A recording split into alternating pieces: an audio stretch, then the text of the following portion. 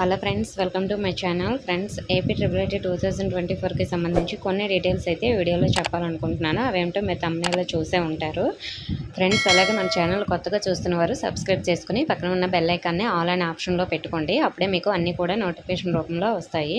Friends, మనకి free seat రావాలంటే income certificate ఉండాలా అని కొంతమంది అడుగుతున్నారు. ఫ్రెండ్స్, మనకి ట్రిపుల్ ఐటీలో సీట్ రావడం కోసం అయితే ఇన్కమ్ సర్టిఫికేట్ అవసరం లేదు. సో ట్రిపుల్ ఐటీలో జాయిన్ అయిన తర్వాత మనకి ఫీజు రియంబర్స్మెంట్ అంటే మీరు ఫీజు కట్టకుండా చదువుకోవడం కోసం మాత్రమే మీకు ఇన్కమ్ సర్టిఫికేట్ అనేది ఉండాలి.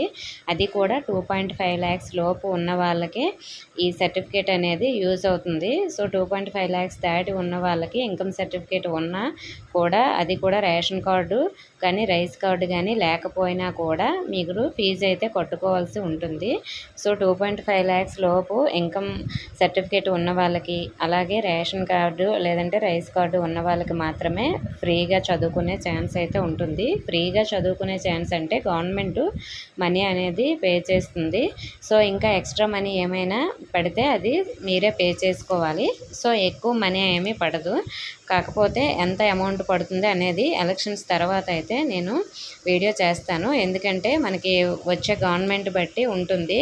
సో ఎలక్షన్స్ రిజల్ట్ వచ్చాక మీకు క్లియర్గా ఎంత ఫీజు అనేది మీ చేతితో పే చేయాల్సి ఉంటుంది, గవర్నమెంట్ ఎంత ఫీజు వేస్తుంది అనేది అయితే నేను నెక్స్ట్ వీడియోలో చెప్తాను. అక్కడ మనకి ట్రిపుల్ ఐటీలో సీట్ మాత్రం మన మార్క్స్ బట్టి, సో మన క్యాస్ట్లో ఉన్న మన మెరిట్ బట్టి మాత్రమే వస్తుంది. ఫ్రీగా అయితే మనకి సీట్ అనేది ఇస్తారు. సో ఫీజు డీటెయిల్స్ అయితే నేను ముందు చెప్పినట్లు ఉంటాయి.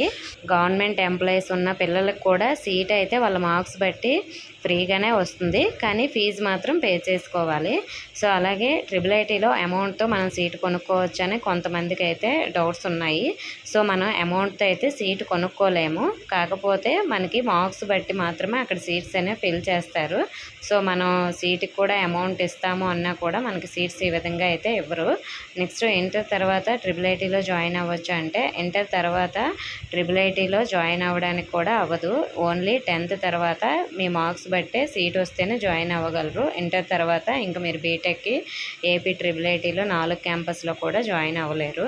నెక్స్ట్ ఏ గవర్నమెంట్ వచ్చినా మనకు ఫీజు వేస్తారా అంటే ఏ గవర్నమెంట్ వచ్చినా కూడా మనకి ఫీజు అయితే వేస్తారు. సో అది వచ్చే గవర్నమెంట్ బట్టి ఉంటుంది. అది ట్యూషన్ ఫీజు అయితే మనకి కంప్లీట్గా వేస్తారు. మరి మెస్ ఫీజు వేస్తారా లేదనేది తర్వాత గవర్నమెంట్ వచ్చిన తర్వాత సో క్లియర్గా డీటెయిల్స్ కనుక్కొని నేనైతే మీకు వీడియో చేస్తాను. ఓకే ఫ్రెండ్స్, ఈ డౌట్స్ అయితే మీకు ఉన్నాయి కదా, ఇవి క్లియర్ అయ్యాయి కదా. ఇంకా ఏమైనా డౌట్స్ ఉంటే కామెంట్ చేయండి, నెక్స్ట్ వీడియోలో క్లియర్ చేస్తాను. సో మీకు ఈ వీడియో నచ్చింది అనుకుంటే వీడియోని తప్పకుండా లైక్ చేసి మీ ఫ్రెండ్స్కి కూడా షేర్ చేయండి. మన ఛానల్ సబ్స్క్రైబ్ చేసుకోండి. Thank you for watching.